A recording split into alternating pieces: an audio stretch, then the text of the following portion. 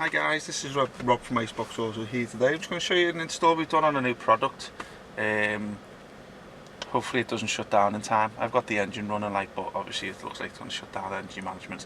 So this is a dual screen, Android type screen. This is like a passenger cockpit type here, and this is obviously the main infotainment system, which is obviously the customer will use. So I'm just going to show you only a little show on this video here, because we've got loads of videos on these type of systems here. So there's a lot of things on YouTube that we've already got at the moment, which is basically just shows this. One second, there's all the applications there. 1 second, just get this light back on. Excuse me guys. So yeah, so that's pretty much, there's loads of videos on our YouTube channel showing you these type of systems here, but obviously I want to show you this side here. Does need an internet connection to use these type of apps here. Now the sound takes precedence on it here at the moment, which we're just trying to figure out how to get voice guidance working with that, but obviously I think if you put your maps on there, they're going to come through on that type of system anyway. So these have just got a few little applications here which you could probably, audio files, let me just have a little look, just go through them. Don't know what these ones are, but these ones are self-explanatory. These are like Google Chrome and stuff like that. Let's have a little look. There's your Play Store, so you can add in, you can add a lot more apps on there if you want. This is if you want to sign in. Here's your Google Maps. You can also put Google Maps over here. Let me have a little look. So yeah, let me see what goes on. Yeah, so it's either one or the other. It's a bit trying to work it out at the moment anyway, but let's have a go in here. There's your YouTube. I say it does need an internet connection. You do need to connect your phone to it or put a SIM card in. I'm not really going to show much in the video, to be honest with you, because as I say, it's just pretty self-explanatory what you get in there.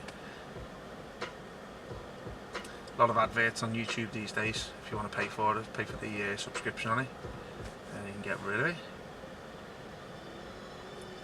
So I think that's Michael Jackson Thriller. Let's go back to the home page here. Spotify's there, and this is a file manager thing which you can upload your maps on. So the sound is obviously transferred through to here. You can switch that off if you want. Back on again. Yeah, so there's not much I can show you today.